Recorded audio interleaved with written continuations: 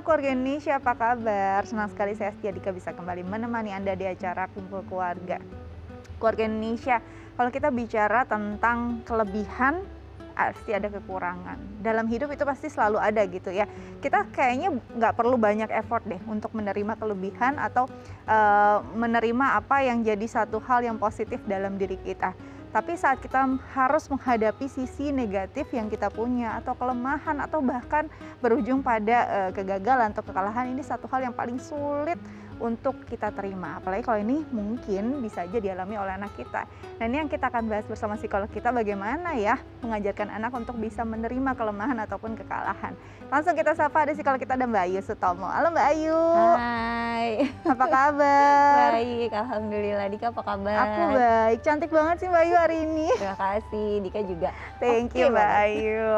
Mbak Ayu, kalau kita bicara tentang tadi ya dua sisi, pasti dalam seseorang ada kelebihan, ada kekurangan. Kayaknya kita nggak perlu extra effort ya untuk menerima kelebihan. Paling cuma ekstra untuk mengelolanya ya, agar nggak jadi satu hal yang justru negatif untuk kita. Tapi kalau kita bicara tentang kelemahan, kelemahan ini bisa jadi hal yang bisa jadi disadari ataupun tidak disadari. Sebenarnya kalau kategori kelemahan dalam diri seseorang itu apa sih Mbak Ayu? Oke, kadangkala orang mempersepsikan kelemahan itu berbeda-beda gitu ya. Satu hal yang buat dia kelemahan mungkin buat orang lain yang enggak gitu kan. Nah, makanya ketika dipersepsikan sebagai orang merasa itu kelemahan diri adalah ketika misalnya hal tersebut kemudian menjadi satu hal yang banyak memberikan hambatan atau menjadi hambatan-hambatan untuk kemudian meraih satu hal yang lebih baik, lebih tinggi, atau kadang mengganjal atau menyulitkan untuk melakukan sesuatu atau meraih sesuatu. Nah, itu kadangkala kita persepsikan sebagai oh, itu kelemahan diri gitu. Nah, disadari enggak, ada yang sadar, ada yang enggak gitu. Ada yang sadar, ada yang enggak gitu ya. Apalagi untuk diri sendiri paling sulit tuh ya. Oke, Bayu, kalau bicara tentang kelemahan, kalau orang tua ke anak, biasanya sudah bisa peka belum sih orang tua pada kelemahan-kelemahan atau mungkin hal yang kayaknya bukan suatu hal yang menonjol nih pada diri anak dan perlu ada support untuk bagian ini? Oke, kalau kemudian orang tuanya cukup memiliki relasi yang baik dan dekat dengan anak, sehingga punya cukup waktu untuk melakukan observasi secara objektif, umumnya itu biasanya ketahuan apa sebetulnya menjadi kelemahannya, apa yang menjadi kelebihannya anak. Walaupun kadangkala kelebihan atau kekurangan itu juga sangat dipengaruhi oleh bagaimana orang tua mempersepsikan hal tersebut. Kadangkala ada beberapa orang tertentu yang menganggap bahwa ini kelemahan, tapi jatuhnya ketika di orang tua yang lain gitu dianggapnya bukan, ini bukan sebuah kelemahan. Ini mungkin sesuatu hal yang perlu untuk diimprove. Beda loh ketika kita sudah melabel anak dengan kelemahan tertentu dengan ketika kita labeling anak bahwa ini sebetulnya adalah satu hal yang bisa jadi potensi, cuma sekarang belum terasa. Oke, berarti ada baiknya saat kita peka nih jadi orang tua melihat ada sisi-sisi yang mungkin akan jadi kelemahan anak, atau mungkin akan, kalau misalnya anak-anak ini melakukan ini justru kalau tidak dengan persiapan yang baik dia akan gagal atau dia nggak akan sebaik anak lain, perlu dong kita komunikasikan ke anak. Caranya gimana biar dia nggak sakit hati atau malah jadi down? Sebetulnya cara mengkomunikasikannya itu juga sangat bergantung pada tahapan usia anaknya. Gitu. Berbicara sama anak remaja dengan anak usia SD tentunya beda dong cara pendekatannya. Pada saat kita berbicara mengenai anak SD gitu kan ya, dengan anak-anak yang usianya jauh lebih kecil, kita bisa langsung pinpoint kayaknya kurangnya ini deh Kak gitu. Coba untuk diimprove bagian yang ini itu udah bagus tapi kurangnya di sini. Kalau ke anak remaja diskusinya lebih kepada menurutmu apa sih yang membuat kamu kurang pas kemarin pada saat dapat pengalaman yang itu. Iya Ma, aku kayaknya kurang ini.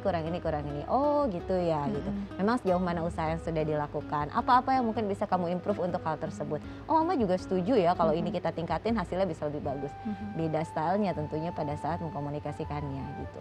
Bisa juga nggak sih beda pendapat antara anak dan juga orang tua? Kalau bicara kayak enggak, kok kamu tuh bisa. Sering banget kita bicara itu, tapi anak enggak, aku tuh nggak bisa.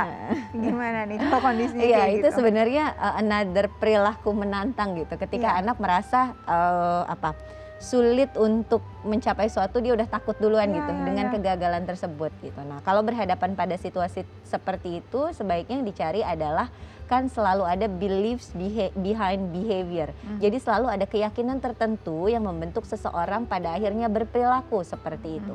Kalau anak kemudian mudah untuk aku nggak bisa Ma, aku tuh susah Ma, ini nggak bakalan bisa. kita harus tahu dulu beliefs apa yang ada di dalam anak kita yang pada akhirnya membuat dia berperilaku seperti itu. Jangan-jangan beliefsnya adalah tuh perfectionist, semuanya harus perfect. Jadi kalau ini ntar salah, udah deh aku nggak bisa. Daripada salah, mendingan enggak. Nah itu kan yang harus kita perbaiki nanti ketika kita tahu udah beliefsnya, kita tembak nanti di beliefsnya. Apa yang bisa untuk kita perbaiki untuk beresin si beliefsnya tersebut. Oke, jadi kadang mungkin anak maunya tuh semua nilai 100 gitu ya. Tapi ternyata 80 itu bagi dia adalah kegagalan. Itu yang harus kita pikir, ternyata orang tua 75 aja tuh udah suatu hal yang berhasil gitu ya. Itu harus disamakan dulu, beliefnya dulu, biar dia bisa nanti konsepnya sendiri bisa berubah gitu ya Mbak Ayu. Nanti kita bahas lebih jauh lagi, tapi kita harus jeda dulu ya Mbak Ayu ya. Nah, Keluarga Indonesia jangan kemana-mana, tetap bersama kami di Kumpul Keluarga.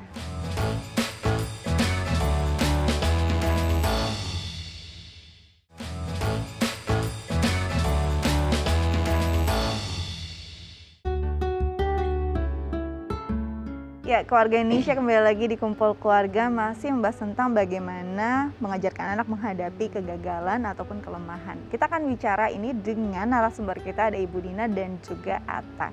Langsung kita sapa, halo Ibu Dina dan Atta, apa kabar? Halo Kak. Halo Kak, baik. Baik, oke. Hari ini kita bicara tentang mengajarkan anak untuk menerima kekalahan ataupun kelemahan. Aku mau nanya dulu sama Atta sekarang usianya berapa, kelas berapa sekolahnya? Usiaku 14 tahun, kelas 3 SMP, bersekolah di SMP Negeri 8 Tangerang Selatan. Oke, lagi banyak-banyaknya tugas nih pasti ya anak SMP. Nah, Atta, aku mau nanya, kamu pernah nggak sih merasakan satu pengalaman yang menurut kamu ini nih, aku merasa kalah gitu, aku merasa gagal, apapun itu bentuknya, baik di akademik ataupun non-akademik. Pernah nggak merasakan hal itu? Pernah dan sering Kak. Apa tuh biasanya, di bidang apa? Kalau di akademik biasanya nilai pas ulangan, sama misalnya kalau lagi lomba silat atau lomba yoyo, biasanya kalau kalah gitu Kak. Apa sih perasaan kamu? Biasanya lebih berat mana, saat nilainya jelek atau silat atau yoyonya kalah? Mirip sih Kak. Mirip rasanya ya, berarti itu prioritas buat kamu dua-duanya dong ya? Iya Kak. Oke, biasanya respons mama apa sih waktu itu? Atau pernah bilang nggak sih rasanya kalau Mas sedih deh atau kecewa deh, aku kalah. Pernah nggak bicara ke mama terkait hal itu? Pernah Kak. Pernah. Respons mama apa waktu itu, Ma? Biasanya ya ngasih tau dia sih Kak, nasihatin. Intinya sih waktu awal-awal dia lomba tuh, terus dia pernah kalah, ya terus dispiritin, jangan patah arang gitu. Pokoknya pesennya sih jangan nangis depan umum. Kenapa, Ma? Kenapa pesannya jangan nangis depan umum? Kalau mau nangis ke kamar mandi kataku gitu, jangan nangis depan umum, jangan dikasih. Jadi jangan kan kalau anak-anak, dulu kan dia masih anak-anak ya kalau lomba, makin kenapa makin nangis kan. Jangan mau dikasihani orang, kata saya gitu. Harus tunjukin, gue selalu bilang gitu, harus tunjukin pokoknya. Kalaupun kalah, pokoknya Atta harus tetap ada di situasi perlombaannya tuh sampai selesai, lihat teman-temannya yang lain, nggak boleh terus minta pulang, kabur gitu. Paling dia ya gitu, ngabur kamar mandi, nangis, ntar balik-balik matanya udah merah. Jadi Atta benar dengar gitu ya apa omongan mama ya, kalau misalnya kalah jangan nangisnya depan umum gitu, jangan tunjukin ke orang lain bahwa Atta lagi kecewa. Perasaan Atta waktu itu gimana? Nangis di sendirian di kamar mandi rasanya lebih berat nggak sih dibanding nangis sama mama? Sebenarnya nggak, lebih mendingan di kamar mandi sih Kak. Nggak ada yang jadi nggak terlalu malu. Oke, jadi kayaknya itu jadi ruang privasi Atta sendiri gitu ya untuk menghadapi itu. Oke, Mbak Ayu, kalau kita bicara tentang anak-anak, wajar nggak sih nangis? Wajar ya kalau dia nangis, meluapkan emosinya saat dia kalah. Dan kalau tadi untuk Atta sendiri, ternyata dia lebih nyaman selain memang diarahkan oleh Ibu Dina sendiri untuk kalau lagi kecewa, better sendirian nih. Ternyata Atta juga merasa itu lebih nyaman. ini setiap anak bisa beda-beda ya Mbak Yu? Beda-beda gitu kan, masing-masing anak kan punya cara masing-masing untuk kemudian mengeluarkan apa perasaan atau emosinya. Yang baik sebetulnya diambil di sini adalah ibu tidak melarang putranya untuk kemudian menahan nangisnya gitu. Karena namanya emosi kan harus di venting out atau harus dikeluarin. Tinggal caranya aja gimana. Yang di sini diajarin caranya adalah nangis boleh, tapi kamar mandi gitu. Tapi artinya kan bahwa sebetulnya emosi tersebut tetap ditahan, rilis, tidak ditahan, tetap keluar gitu kan. Dan itu merupakan salah satu strategi yang bisa dilakukan gitu ya bagi kita orang tua untuk mengajarkan anak dealing with the negative situation. Nah, kita kan sebagai orang tua juga mungkin nggak akan selalu bisa menjaminkan anak kita berada dalam situasi yang menang terus, happy terus, oke terus. Ada satu situasi-situasi di mana kita sebagai orang tua sudah melepas anak kita sendiri dan anak harus berhadapan pada situasi yang nggak menyenangkan tersebut. Jadi sebenarnya kalah atau tidak berhasil dalam sesuatu, mengalami kekecewaan gitu kan. Anak mengalami kekecewaan, kekalahan, itu juga merupakan salah satu bekal yang harus kita ajarkan ke anak bahwa that's real life, hidup yang sesungguhnya akan ada kondisi yang kayak gitu. Nah, pada saat masih bisa mendampingi, sebetulnya peran kita sebagai orang tua untuk mendampingi anak, gini loh cara yang tepat untuk berhadapan pada situasi yang mungkin gak sesuai dengan apa yang kamu harapkan. Gini loh cara untuk berinteraksi dengan orang yang mungkin mengalahkan kamu. Gini loh cara kamu untuk tetap menjadi pemenang walaupun kamu kalah. Nah, momen-momen itu sebetulnya yang bisa digunakan oleh kita sebagai orang tua pada saat mendampingi anak berada dalam situasi yang kurang menyenangkan seperti tadi nilainya jelek atau kalah lomba atau apapun itu. Gitu. Oke, jadi sebenarnya biarkan anak untuk rilis dulu gitu, perasaan diluapin dulu. Kecewa nggak apa-apa, yang penting nggak berlarut-larut ya. Boleh. Oke, Ata, pernah nggak sih kecewa yang berlarut-larut? Kayaknya lama deh nih efeknya gitu ya, jadi galau berkepanjangan deh setelah mungkin pasca kekalahan pertandingan Ata. Pernah nggak ngerasain yang seperti itu? Sering nggak? Sering. Oke. Kenapa? Ada daunnya dulu pasti. Berapa lama tuh biasanya? Terus apa yang kamu lakukan untuk bisa recovery dengan cepat untuk bisa fokus lagi pada tracknya?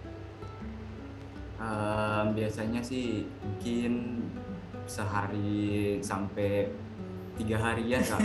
1 hari sampai 3 hari ya, kepikiran ya. Di track itu kenapa sih bisa kalah? Berarti kamu melakukan evaluasi diri dong selama proses galaunya kamu itu? Ya, evaluasi diri Kak. Oke, nah selama proses evaluasi diri ini, Mama pernah nggak mendampingi Ata? Kalau tadi kan mungkin saat kecewa, saat kalah, Mama langsung mungkin juga menenangkan, support, andai kata dia mau nangis nggak apa-apa gitu ya. Nah selama proses galaunya Ata tadi, ada nggak Mama mendampingi, diskusi, kenapa ya kita pilih satu-satu, mungkin kemarin kurang ini Kak, kurang itu Kak, pernah nggak kayak gitu Mam? Selalu sih Kak, biasanya tuh setelah habis pertandingan atau lomba yoyo atau pertandingan silat itu di perjalanan pulang atau di rumah tuh kita pasti diskusi sama Ata gitu kan. Tadi kalau dari kan biasa Ata panggil saya Bubui, kalau biasa saya sama ayahnya. Tadi kalau Bubui sama ayah lihatnya kamu tuh gini tadi tuh kurang gini, harusnya gini gitu. Terus atau biasanya kita suruh dia, ayo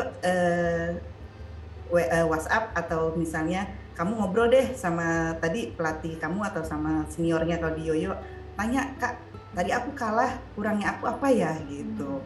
Karena kalau merasa selalu benar nggak akan pernah bisa kata saya gitu. Karena kan yang lihat orang lain. Gue bilang dia harus tahu gimana kekurangannya kayak gitulah. Ada sih dia ada titik yang dia merasa, kok aku kalah sih, padahal aku udah merasa bener loh kan gitu kan. Sampai tuh ayahnya tuh sampai sama saya tuh mempelajari kayak misalnya di yoyo atau di silat teknik penilaian tuh seperti apa sih gitu. Jadi kita ngajak dia gitu loh, ini loh kalau buat menang tuh yang dinilai nggak cuma asal muter yoyonya, jadi dari sisi penilaian itu ada poinnya, ada ini gitu. Dianya jadi kita ajarin buat juga belajar gitu, jadi nggak nyalahin orang lain. Kadang kan ada yang kalah tuh jurinya sih rese gitu kan. Iya pelit nih nilainya kan gitu, padahal tadi aku udah bener gitu kan ya. Jadi ya dia harus bisa nilai juga karena kan dari berbagai sisi penilaian tuh ada poin-poinnya lah ibaratnya. Dia harus pelajari juga di situ dan dia harus harus bisa review, dia punya poin nilai kayak di silat kan biasanya atau di yoyo suka ada poin-poin terakhirnya tuh. Oh, kamu tuh rendahnya di sini berarti gitu. Ayo tambah lagi. Nah itu biasanya dipikirin emang sama dia, Kak. Jadi memang nggak cuma si anak ya yang mengevaluasi diri, orang tua juga mempelajari, memperkaya diri tentang apa yang anak geluti agar nanti mungkin jadi pelajaran yang bermanfaat untuk Ata juga ya, Ama ya. Oke, Ibu Dina dan juga Ata, di sini kan ada psikolog kita Mbak Ayu Sutomo. Mungkin ada yang ingin ditanyakan nggak terkait tema kita hari ini? Silakan. Ini apa Kak? Gini Kak, Bu Ayu misalnya, kalau gimana ya caranya biar Ata nih, saya misalnya atau Ata biar bisa konsisten terhadap motivasi dia, kayak tadi aku bilang kan dia selalu adalah up and down-nya gitu kan. Kalau lagi down banget, udahlah dicuekin deh tuh misalnya yoyonya atau apanya gitu kan. Kalau lagi down banget mulai beralih, ntar kalau mulai ini lagi itu maunya tuh kalau misalnya memang Ata serius, ayo dong konsisten gitu loh. Aku kadang suka gituin dia. Nah itu gimana ya Bu, biar bisa bikin motivasi dia nih biar tetap konsisten, latihannya juga konsisten, jangan giliran pas mau ada perlomba atau pertandingan baru tiap hari pagi siang sore ya. Gimana Mbak Ayu biar konsisten? Apalagi kalau habis kalah kadang-kadang ada yang orang lebih gigih, ada yang kayak aduh dihindari gitu kan. Gimana caranya? Betul. Sebenarnya kalau misalnya habis kalah kemudian dihindari, itu respon emosi yang wajar ya, selama karena memang kan ya butuh waktu untuk kemudian menerima proses itu. Pada saat proses penerimaan mungkin ada kalanya mundur dulu sebentar, ntar dulu, tapi yang jadi catatan adalah ya nggak boleh lama-lama gitu kan. Nah sebetulnya kemudian yang perlu untuk dilakukan untuk menjadi konsisten sebetulnya adalah berdiskusi sebenarnya tujuan dari lomba-lomba dan prestasinya apa, tujuan dari apa yang dilakukan ini apa gitu. Karena biasanya ketika tujuannya clear dan jelas, dia tahu tujuannya apa gitu kan, maunya gimana, benar-benar serius atau enggak, atau cuma sekedar ya main-main aja gitu kan, itu didiskusikan. Kalau tujuannya clear dan jelas gitu, pada saat up and down, kebetulan lagi down gitu kan ya, orang tua bisa membantu untuk mengingatkan tujuannya ini loh gitu. Nanti dari tujuan itu sebetulnya bisa kita breakdown ke tindakan-tindakan yang harus dilakukan untuk meraih tujuan tersebut. Nah tindakannya misalnya latihannya emang harus rutin, karena kalau misalnya nggak rutin ya nanti mungkin triknya jadi kaku atau apapun itu gitu kan. Nah ketika sudah di breakdown dengan tindakan-tindakan kecil itu, itulah yang pada saat down kemudian disampaikan kepada anak gitu. Kalaupun kadang-kala aku lagi lelah nih, lagi capek banget, ya nggak apa-apa, mungkin benar-benar capek tapi tidak kemudian terlewatkan. Kalau misalnya lagi nggak capek bisa 2 jam, saat capek bukan berarti 2 jam itu labas, nggak semua, tapi mungkin boleh loh digeser jadi 1 jam saja gitu kan, sehingga pada akhirnya nggak benar-benar meninggalkan. Oke, kira-kira seperti itu Ibu dan juga Ata. Ata tetap semangat terus ya, apapun itu usahanya udah keren banget pastinya. Terima kasih loh udah berbagi bersama kami di Kumpul Keluarga. Tetap jaga kesehatan, sampai jumpa. Sampai jumpa, terima kasih Kak. Terima kasih. Oke, ternyata beda-beda ya. Ada loh yang udah sadar dan dia mengevaluasi diri. Ada yang enggak, larut aja sama kekalahannya, bahkan bisa nggak sih itu mempengaruhi fisiknya. Nanti kita bahas, tapi kita jeda dulu ya Mbak Yu ya. Nah, keluarga Indonesia jangan kemana-mana, tetap bersama kami di Kumpul Keluarga.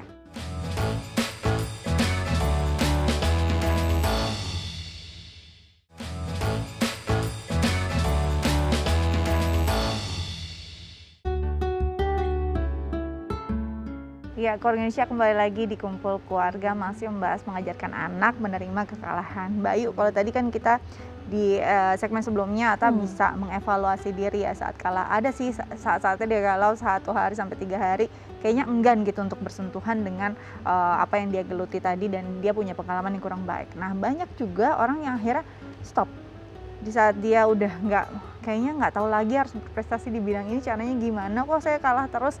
Akhirnya benar-benar dipikirkan terus tanpa berusaha untuk memperbaiki diri, mungkin bisa jadi sakit. Nah, ini sakitnya ini memang karena kondisi fisik saja, atau sebenarnya bisa berpengaruh dari psikisnya yang karena terlalu denial gitu, nggak bisa menerima kekalahan. Iya betul. Kalau ditanya ada nggak sih kaitan antara kondisi kesehatan mental gitu kan dengan fisik, sedikit banyak ada gitu kan ya. Kalau di psikiatri sendiri ada istilah yang disebut psikosomatis atau gejala ketubuhan diakibatkan oleh kondisi mental individu gitu kan. Kalau misalnya kita lihat sendiri, memang ketika orang stres secara berlebihan gitu, berada dalam kondisi kekalahan, kemudian stres, itu kan akan memicu munculnya hormon kortisol yang membuat daya tahan tubuh itu menjadi jelek, jadi kurang, sehingga pada akhirnya berpengaruh terhadap kondisi kesehatan.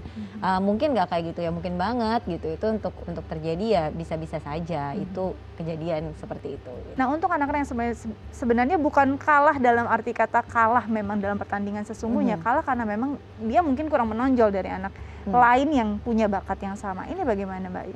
Oke, itu selalu ada pilihan gitu kan ya, untuk kemudian mau meneruskan di bidang tersebut atau kemudian mencari alternatif minat yang lain atau bakat yang lain yang mungkin kiranya masih bisa untuk dikembangkan. Tapi sebetulnya yang paling penting memutuskan mau tetap melanjutkan di bidang tersebut atau mencari minat lain, penting bagi individu tersebut atau bagi remaja, mungkin ya kalau anak-anak atau remaja berdiskusi dengan orang tua tentang tujuan yang mau dia raih, goalsnya itu apa, mau jadi apa, cita-citanya apa, benar-benar mau berkarir di mana, mau merintis di mana gitu kan. Itu yang perlu untuk dibicarakan dan didiskusikan, karena ketika sudah ketemu goalsnya, goals yang jelas itu akan menumbuhkan tekad yang kuat. Ketika tekadnya sudah besar, kemudian tidak menjadi bintang saat ini kan bukan berarti tidak menjadi bintang selamanya. Ketika memang tekadnya kuat, artinya ada kemungkinan untuk membesarkan usaha yang pada akhirnya masih ada potensi kok untuk kemudian menjadi bintang. Mungkin tidak di tahun ini, tapi di 2 tahun kemudian atau di 3 tahun kemudian, we never know. Tapi kan tetap ada upaya untuk mengusahakan. Kecuali ketika berdasarkan diskusi, kemudian anak melihat ada banyak bidang-bidang lain yang mungkin bisa ia geluti dan kemudian gitu ya, memilih untuk kemudian sepertinya aku akan lebih fokus di bidang yang seperti ini gitu. Itu ya nggak apa-apa banget untuk juga dilakukan karena kan ada banyak hal yang terbuka gitu. Cuma mungkin yang perlu dipertimbangkan adalah sejauh mana perjuangan yang sudah dilakukan untuk sampai ke tahap ini.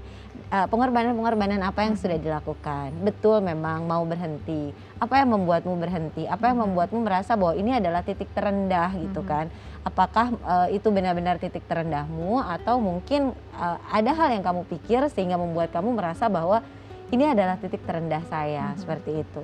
Oke, jadi memang macam bentuk beda-beda ya, bisa jadi dalam saat menghadapi kekalahan itu kita ya drop itu nggak apa-apa gitu ya, tapi perlu waktu juga untuk nggak boleh terlalu lama-lama. Ada juga yang harus mungkin berpikir kalau mau rehat ya rehat, atau kalau mau berpikir stop ya stop, nggak apa-apa juga. Berarti di sini orang tua benar-benar harus peka. Kenyamanan anak adalah yang utama gitu Mbak Ayu.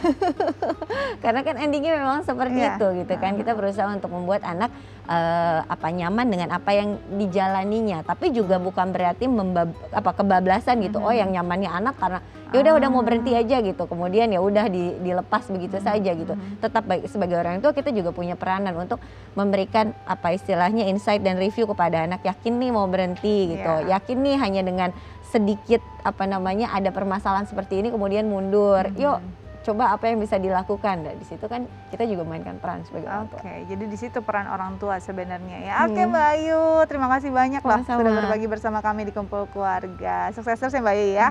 Oke, keluarga Indonesia kira-kira seperti itu. Sudah dicatat belum nih tips dari Mbak Ayu? Semoga bisa menjadi catatan yang penting untuk keluarga, bisa membesarkan hati kita di saat kita menerima kekalahan itu seperti apa. Saya Astia Dika pamit undur diri, sampai jumpa.